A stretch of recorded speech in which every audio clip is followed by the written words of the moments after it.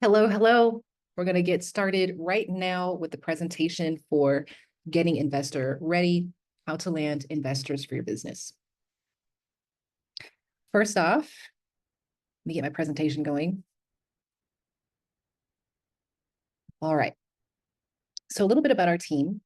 Our team, Shofar Business Consultants, we are a team of consultants. We support mainly people in the West who would like to come over to Africa and start their investment portfolio. So they generally are people who they've worked really hard all their life, and they feel a connection to the continent. They want to come home. They want to go to their ancestral lands, and they need some support to be able to do that. So we help those folks to build their life here. And that means helping with building businesses, getting investments, because getting your visa requires you to be an investor here to have your stability before you move, or if you're in the process of moving, and need that support. We help to really build that structure for them. So we help people start new businesses or find partners here in Namibia that they can join in with who have profitable businesses that they can partner with. I am personally a business mentor. I ran a women's organization for many years, where I led workshops, entrepreneur training, things of that nature, leadership training to help those women to build their businesses. I've also been an international speaker nationally throughout the United States, speaking on topics of leadership and communication, especially for women, and to help women to learn how to thrive in business, to partner with one another, and to grow more rapidly. This workshop is important because as we have begun to receive applications and various proposals from people wanting investment, we realize that there's a need for training and to really support people in thinking ahead on how we can, be prepared as a business. So through the application process, we're starting to see where people are having challenges and where they might not know how to position their business on its own and how to be prepared to receive funding. So startup funding is really valuable because a lot of startups fail just because they just didn't have the money to keep going. They didn't have the cash flow. Investors can be very helpful, and they can be the key to scaling a business. Investors invest in people and prepared businesses, which was the key to what I was saying, is that many of these businesses are not prepared to receive funding. And many of the applications that we get are not sufficient for us to make a decision, for the investors to make a decision, and they don't show the clear business acumen that's required in order to fund a business. So we want to assist so those applicants can make a better case, and so that there can be more opportunities for funding on the African continent, and especially in Namibia, where we are. One thing that I wanted to make sure that I clarify in this presentation, because I get a lot of submissions, some of whom actually use the terms sponsor or donor when referring to the investors that we're talking to. And I just wanted to make it clear that investors are not donating and they're not sponsoring. They are looking for a way to they have some money in the bank that they've saved up from generally many years of hard work, where they have a pension, things of that nature. And they want to use that money, put that money to work, without having to start a business from scratch or to do something on their own.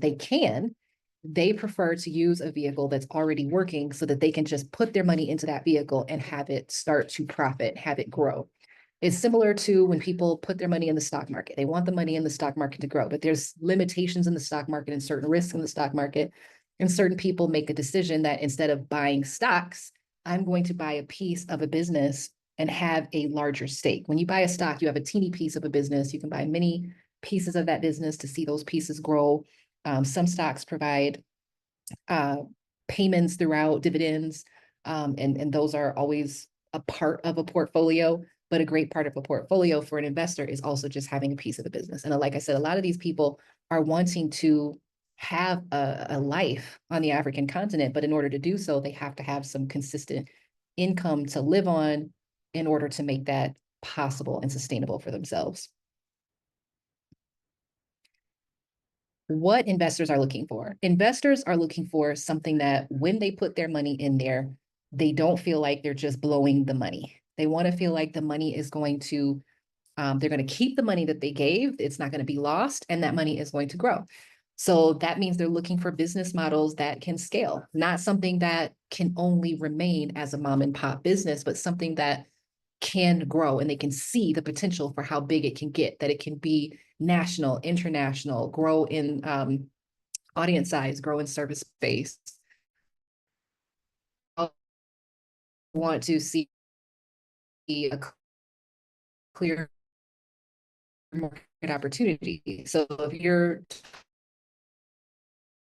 talking to about a business and example, if you're looking to sell, but the guy was making some sort of AI helicopter transportation that takes the place of buses and trains.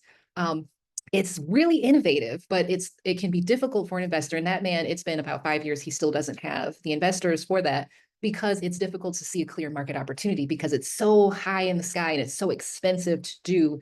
It's not really something that is realistic in the current life that we're living in the current markets. It's so futuristic, it's amazing, but to do it and have governments purchasing these and implementing these sky railways in their cities is a whole different ballgame. They also want to see a strong founding team. They want to know that you are capable, you have the qualifications, you have what it takes, you have the leadership, you have the skill set and the inspiration to make this happen. And they don't want to invest in someone that seems unmotivated or that has the ideas but isn't actually qualified to execute, because the investor does not necessarily want to have to come in, put money into the business and run it. They want to make sure that the team that's there is able to execute on their own. Financial projections and traction. So they want to see that most investors are investing in something that's already running and already producing. So in general, they want to see your financial projections, know that you're making money, and they want to see that you have traction. And traction means that there is consistent growth. You may have had some dips, you may have had challenges, but they want to see that it's growing, because if they see that it's growing, that interest in this business is growing, then they know that if they put money in there and some direction is given to how to utilize those dollars properly, they know that they can go forward with success in that business because of that traction. And one thing that's important for some investors is a exit strategy. That's not necessarily something that you have to know about, but it is something you need to be aware of. What investors are looking for oftentimes in these cases is they want to be a part of something. They want to make it grow really fast. And then they want to not be owners. So they don't want to be long-term owners. They're looking at it as a way to take something that has high potential and grow it quickly to a place where it can either they can sell their shares to someone else, or they can try to seek buyout from a larger corporation or seek some sort of partnership where they can get paid out to leave the company, and then they can move on. So they can take all the money back, the money that they put in and the money that they earned, and then to be able to take that and then go do something else. It's like a lot of people find that the people that do that I've met, they do that because it's kind of like a faster way to accumulate funds. And they don't necessarily have the passion to be a long-term owner and deal with all the different challenges and shifts in business. Businesses go through many phases, and some of them are impatient and don't want to live through that. They just want to go through the major quick win scale up phase. We talked a little bit already about why investors invest, but here's a good profile of what these people are looking for. So I talked about how the people who are investing, they're generally people, they have some money, they want to have that money grow, but they don't want to start a business from scratch in order to do it or run it on their own. They want to put the money in it and have it grow. So they're looking for ROI, return on investment. They also have other motivators. So they might invest in a company because it's in alignment with who they are, what they care about, the mission that they care about, or something that they're really interested in. There may also be strategic fit. So for example, I met an investor that she's going to be here next year in Namibia on one of our trips, and she owns a line of tea shops. And so she's looking for businesses that can help her to own the distribution of the teas and the different things that she is selling. She buys them from China. She's wondering, can I produce those myself somewhere in Africa? Is there a way that I can produce the various items that I'm purchasing? I can be in control of my own supply chain and I can buy it from myself. In those cases, her motivation is quite different. She doesn't necessarily need those businesses to be super duper profitable. But even if it was only flat and didn't make any money, she's the one that's buying from it. So she's producing it for her own tea shops, which the tea shop she's expecting to be her main profit center. And this allows her to control her costs and control her own distribution. And so that's a really unique one that we get sometimes. Relationship and trust in the founder. Investors invest because they trust who they're investing with. They want to be able to make sure they get along. They want to work well together, and they want to make sure that that person does not seem like a schemer and someone that is going to run off with their money, or shut the business down randomly, or any of those things. It requires a great deal of trust to put money into a business. So what that means in practice, I'm going to go through 3 different profiles of types of businesses to think about what that means for them. So for a startup, it means that if you're asking for funding for a startup, you need to have a really strong plan. Again, this is a trust exercise, and people don't want to lose any money. And so with a startup, it is the most extreme risk that there is, because there is no proof that it's going to work. You can have all the market research in the world to say, we think this is going to work. We believe it. We have a plan. But that person, that investor, is taking a big risk to put their money there. They got to really believe in it. So if you have a startup and you would like to get funded, it's important to have the infrastructure, everything built out, because they don't want to come in here and find out that they have to do it themselves because they don't have the time and they don't want to. Some investors do have the time. Some investors are buying themselves a job, and they want to, and they're passionate in that. But I get most people say, I don't want to do that. I don't want to have to run everything myself. And we have actually been involved in that ourselves, and finding out after, joining something and saying, oh my goodness, you don't have what it takes to get this done. So we're literally just doing all of this ourselves. And it doesn't seem appropriate, the amount of money you asked for us to be doing a startup on our own. We should have asked for a greater percentage. So that's the conversation you're going to be having if you don't have it all built out. You need to have your infrastructure built, fully developed, or a fully developed plan. If you are asking for money for a startup, it needs to be very clear what the cost estimations are, what the projections are, what the revenue expectations are, and what you expect to profit, so that they know what's in it for them. And you need to be in a position where you're ready to go as soon as the money is provided. So if they ask you, what are you going to do the minute I give you this money? You say, go. And every step needs to be prepared. Every step needs to be ready. You need to know what you're going to do the minute you get that money in hand. And you need to understand that when it's a startup, that person has 2 decisions to make. They can say, I'm going to give this money to you and let you help me get this idea going, or I'm going to take this idea and do it myself, because that the value of that idea 9 times out of 10 isn't what that, and I want to be sensitive. People are so sensitive about ideas, but literally most of the time it's something that 10 different people can do. And it's not that unique most of the time. Most of the time, I've been to a lot of startup events. I've talked to a lot of startup VCs and things like that, and they actually get really offended when people are really really serious about their idea itself. And they always will remind you, there are 10 other people with the same idea right now. It's just a matter of who gets it going and who succeeds at getting it done. There's multiple Coke companies, there's multiple coffee shops. You have a little spin to your coffee shop and things of that nature, but it's really never as serious as we think it is as far as the idea. But I just wanted to kind of get that out of the way. It's a big thing in the startup world, is having this discussion of people being super sensitive about their ideas and all these things. But the investor is going to, now you've talked to this investor, the investor is a part of this discussion with you. They have a choice to decide if they're going to, if the idea is so valuable, am I going to do it with these people?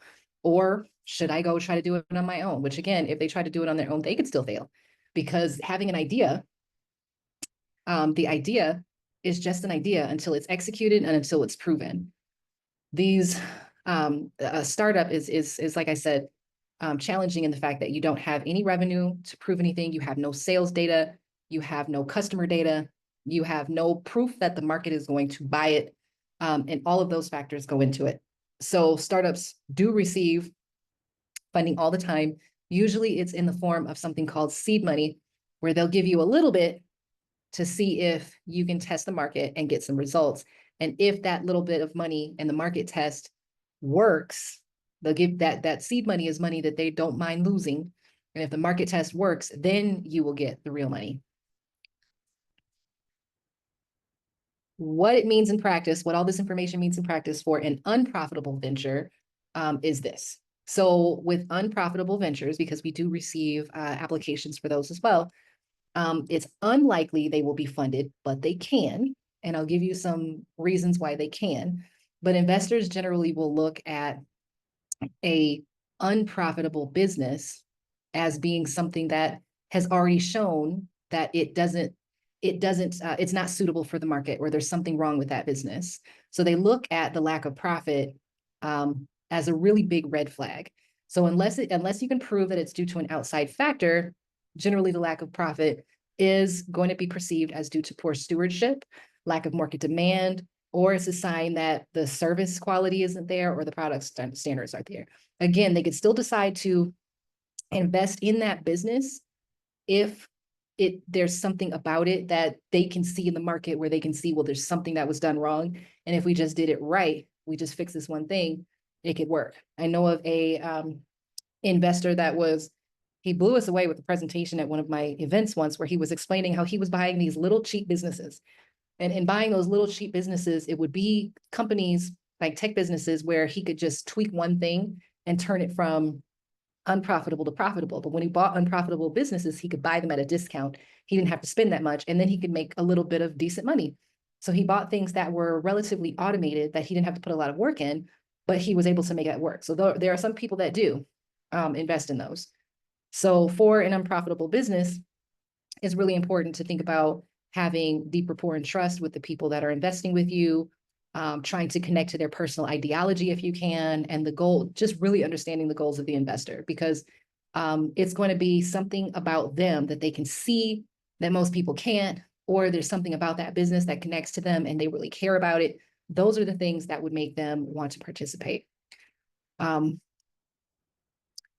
The type of investor is one that they generally aren't going to care about a huge or quick return on their cash flow right away. Or as in the case of the tea shop that I mentioned, they want to connect it to something else. So remember, she has a tea shop. She has a bunch of tea shops in the United States, and she wants those tea shops to have their own distribution of products. So she may decide to purchase a company that produces tea in order to have that distribution ownership and that infrastructure, so that she can stop ordering from China, but instead have her tea come from her own farm in Africa. For profitable ventures, you're in the best situation ever. If you have a business and it's profitable and it's running, it's proven, you have a good team, you have everything put together, this is the ideal condition for receiving funding. And in that case, they have all the proof they need. Now you just need to have your negotiation correct, which is understanding, how do you making the case, making sure it's so clear, you're profitable, you're stable, and you have a scale up plan. You know how you're going to use the funds to scale the business. You know exactly what's going to happen when they give you that money, or they buy you that machine, or they buy that building for you. Whatever it is that you're asking that investor to make happen, you have to have a clear plan, clear understanding of how making that happen is going to scale this business, how fast it's going to scale, how much profit they're going to get, and how they're going to receive that money, what that looks like. So having a really clear and solid case for all of that, and then knowing how you're going to share that equity is going to be very important. There are books on that. There are a lot of video conversations and things of that nature about equity splits. When you have a profitable venture, you're in the best position to negotiate. And you have to be very smart and careful in that. With the other two concepts, when I talked about startups and when I talked about unprofitable ventures, they are in a more challenging position when discussing equity split, because the investor is in the position they're in the highest power position. The business, with the startup, the business may never proceed forward. It will never start or go anywhere without the investment, right? And the unprofitable venture is going to fail without the investment. So the investor is in the highest negotiation position, and they can ask for the majority of the business. And there will be really no argument against it, except that if you think you can just do it on your own, then you do it on your own. But really, um, they have all of the leverage. They're putting all the money in. And if you have not been able to make it work as an unprofitable venture, you really need them to steer the ship and figure out what's going on. They're probably going to be working, and they're probably going to be using their connections and their wisdom to advise that business. So there's a lot that they're giving into that business, and they should receive a higher stake. For profitable ventures, you have to make sure you don't give up too much of your business, and really understand the value of the labor you've put in there, the years of work, the value of that, and not let an investor convince you that they're worth more than all of those years of your labor and all of the team that you have and all of the infrastructure that you put in, because for them to redo it will cost them a lot. So the next thing we'll talk about is preparing for investor meetings. We've started having these here in Namibia, and we opened ourselves up to conversations with people that were that didn't have a lot of business acumen and people that have a great deal of business acumen, so that we could understand the range of where people are at with their business acumen and being able to discuss things with investors. So we've seen it all. I've listened to pitches from men I found on the street who sell handbags and people who own multi-million dollar businesses that only need an investor because they have a couple things they want to do and new projects that they're trying to do. And they're not even certain if they want the investor or not because they're doing so well on their own and they don't want anybody meddling. So that's the range of people that we've been talking to at this point. And so we kind of get an understanding of, some of the things that people are missing, even at the higher levels, what things they fail to be able to produce. So the main thing that's important is knowing your numbers. Basic numbers are the minimum, which is how much are you making? If you're not making money, how much do you expect to make off of this? What are you going to charge? What's the market rate? How will the investment dollars grow those earnings? What does it cost to run the business? So when we're asking you, how much does an employee cost? Like you got to come up with it or be able to produce some sort of spreadsheet within a couple of days quickly. What is the labor cost? What are taxes? A lot of people don't even know what taxes cost. What does accounting cost? What is rent? Have quotes. So if you are asking for investment because you need to be able to rent a facility to house more product, you need to know what are the rental rates of potential buildings. You should have already scoped out some potential buildings that you can rent out and know the rental rates and know the benefits of each one. Know your stuff. What's the profit margin? Very few people can answer that question. It's a very hard question to answer, but you have to, if you know that you have investors potentially talking to you, just being able to speak on that is really helpful. So if you're selling cell phones, how much is cost and how much is profit on the cell phone per each on average. Every one may be different. You may not have an across the board 15% profit margin, but you may be able to average that out and kind of figure out what does that look like. And then you also need to be able to tell a compelling story. A lot of people will just say, I need an investment. We say, okay, great. What kind of investment are you looking for? Well, tell us about your business. Well, we sell microphones, and the microphones are good, and people buy them. So we just need to be able to buy higher stock of microphones. But a better story would be to explain the growing creative industry and how the growth of YouTube and being able to be online spokespeople and TikTok, all those things have created a growth in the volume of microphones being sold. And we want to be a part of that, the social media revolution, the social media shift. And we want to be there to be the first place that all the young people go for their microphone needs to be able to build their empires online. Like that's a story, thinking about things like that to go from, oh, we sell microphones. It's like, who do you sell microphones to? Why is this even a business? The investor doesn't know anything. They may not know anything about the social media. They may be thinking that you're going for stage artists, and they might be wondering, why are we, I don't see a lot of stages in Namibia. Why are we doing microphone sales for that? Let's go to the next one. I'm not interested in this. But if you really are able to tell the story that this is for social media and anybody in their household can become a social media star, they say, oh, I get it. This can be a household brand of microphones for social media. Now they see. Keeping your pitch clear and concise is really important. I've seen investor presentations where they go on for a really long time and we really have to go, and they haven't gotten to the real depth of the information quickly. So having that, it takes practice, it's difficult, but just being able to think about what are the main questions that the investor needs to have. They need that compelling story, and they need the rundown of the numbers and how they're going to make money off of it and how you're going to incorporate them into the business. And that's a clear and concise pitch. And at the same time, you need to find a way to build rapport and make them feel confident in you. Because again, this is a trust game.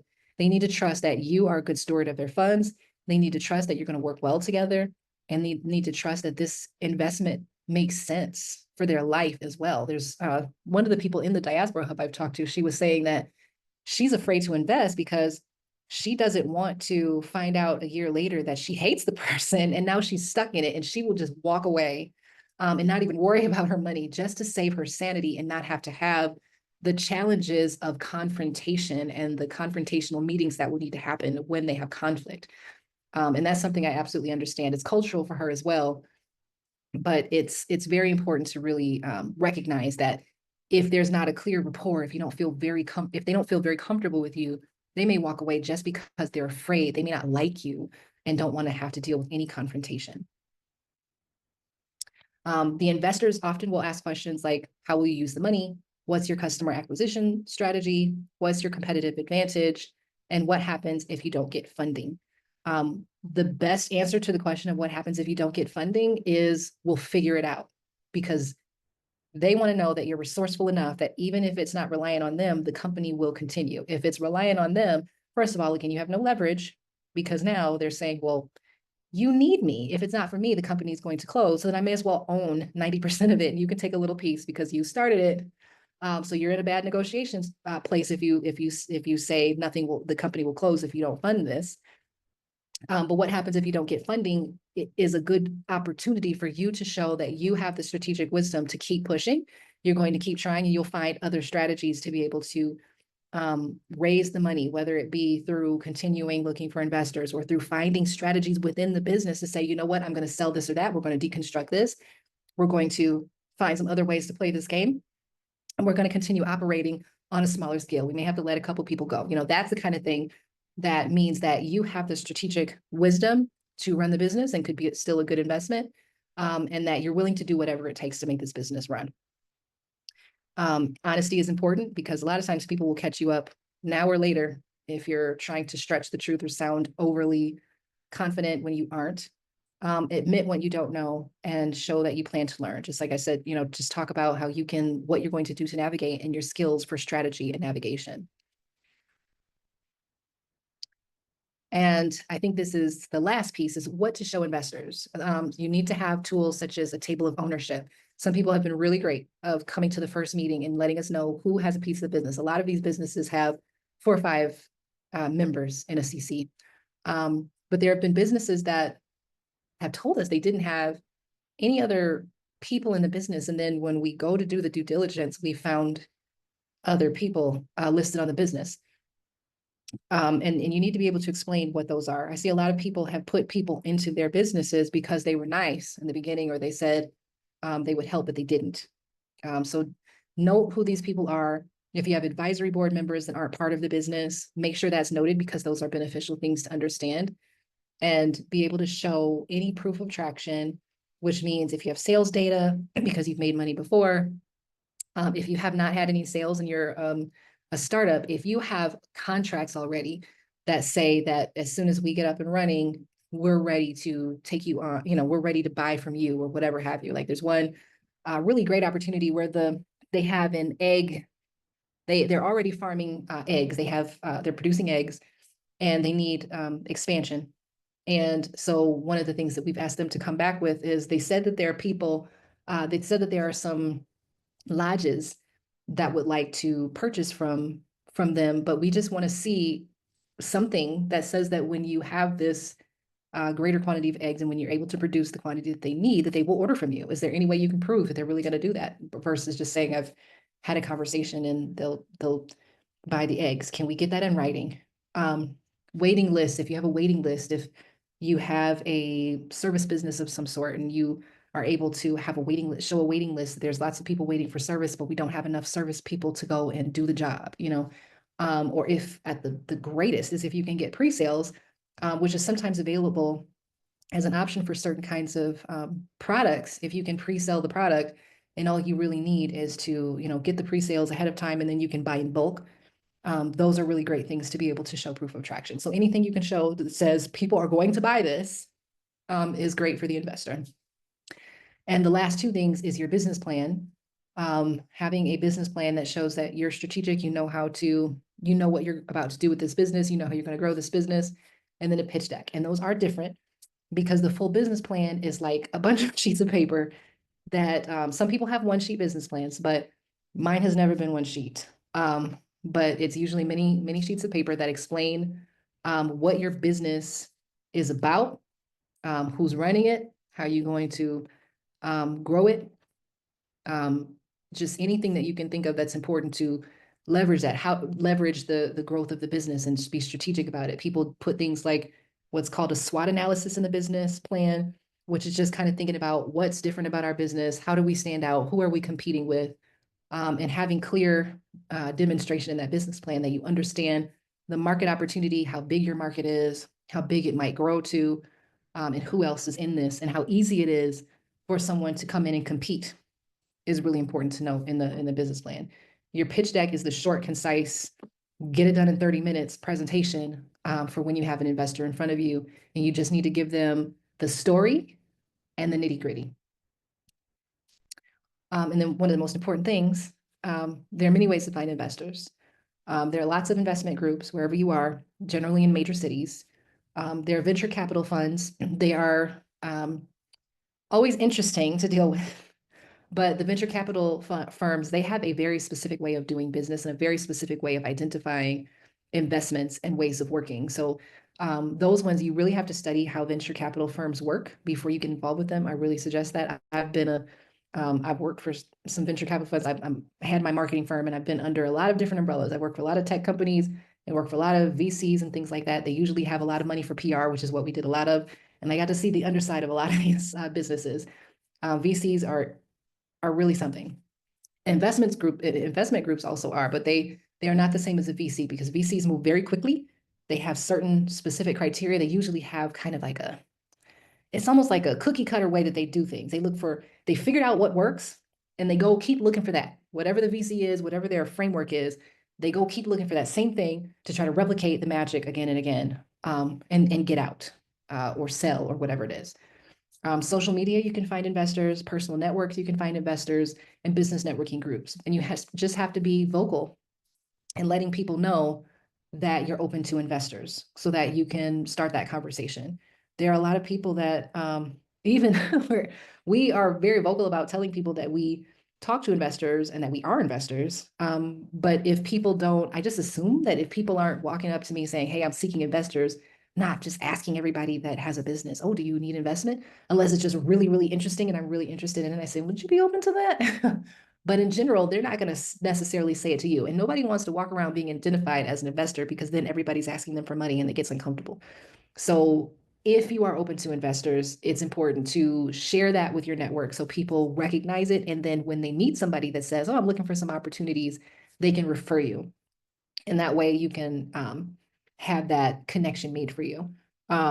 With social media, there's a lot of people on LinkedIn and in various places that literally have investor in their profile or other similar types of words that let you know that they're open to investing in various capacities. And so those people often expect to have outreach, and you just have to have a really professional way of reaching out to them, personalized professional way of reaching out to them to let them know that you would love to have an opportunity to submit in whatever way that they accept submissions for potential investments or proposals for potential investments.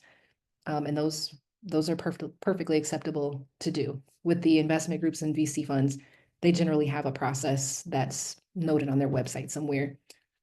And so for the next steps, depending on where you are in your business, being strategic about your business plan and strategy and having those things written up so that it's easily accessible, evaluating your own business, or having someone else with an outside perspective to evaluate your business to make sure it fits the standards of what an investor is looking for and what they'll expect for your operations. Sometimes you need to kind of audit and say, am I investor ready? I mean, is it together? And sometimes the answer is no. You don't have your paperwork together, your files are everywhere. You haven't been processing invoices. You haven't been processing your receipts in the system. You don't have an accountant. You don't have these things set up. In some cases, the business isn't even registered. If it's a startup, and I meet those regularly as well. So getting investor ready means making sure that your business already is going to fit the expectations of what the investor is seeking. Making sure that you have that plan in place and that you're able to confidently talk about your business in a way that helps an investor really see you and understand what you're bringing to the table. And if you know that you're seeking investment, have that investor pitch ready, so that you can clearly describe your business value. Even some of the bigger companies that we've talked with that are operating at the multi millions, they don't necessarily have an investor pitch, but what they do when they pitch us and have a meeting with us is they will have a folder ready with everything they can show us, and they will pull up a folder, and they got their numbers and they have their projections, and they'll show us those. They have a lease to something that they're about to the facility they're going to lease or something like that. They have a picture of the product. We went somewhere. He has a machine that is key to his business that he purchased from China, and he showed us a video of them in the facility with the machine, showing that his people know how it functions. So he had the proof to be able to show us all those things. He showed us the written contracts where him and the other partners agreed on things. So he showed us a whole package of stuff that lets us know he's legitimate. His business has what it takes to operate. He showed us his other data where he let us know how many millions he was making there. And so while he didn't have a business plan and investor pitch, he showed us enough where we were able to say, okay, okay, we get it. We see your qualifications. We see you're prepared with everything. And whether or not he gets an investor, he's going to go. And he has other people involved that are they're going to move. And in that situation, the situation of the investor is like, well, this is the price per share. You better get on board before we get started. So those things get you excited. Those are exciting meetings to be in, even though they did not have those business plan and investor pitch things together. He has the rest. He has everything together. He knows exactly what we need to see to be able to prove himself. And so these tips are just, the beginning to kind of give some idea. And I recorded this. Hopefully I recorded it properly, and I'll place it in the hub so that people can kind of see and have a resource for what does it mean to seek investment.